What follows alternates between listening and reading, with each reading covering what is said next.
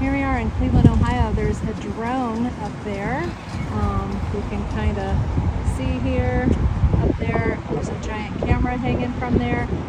They're filming the new Superman movie in Cleveland over the next few weeks.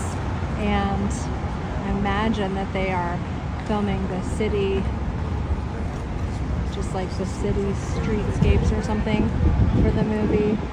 This right here, it used to be the old Terminal Tower. I actually don't know if it's still called that or not. But yeah, there's the drone, new Superman movie. They've got some of the road blocked off here where they're setting up for the filming site. So pretty neat. If you're around Cleveland area, maybe you should come downtown, see if you can find anything, check it out.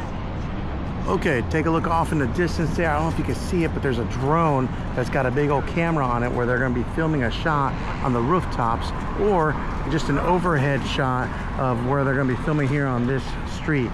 But right there, Hollywood movie magic, using drones now to film.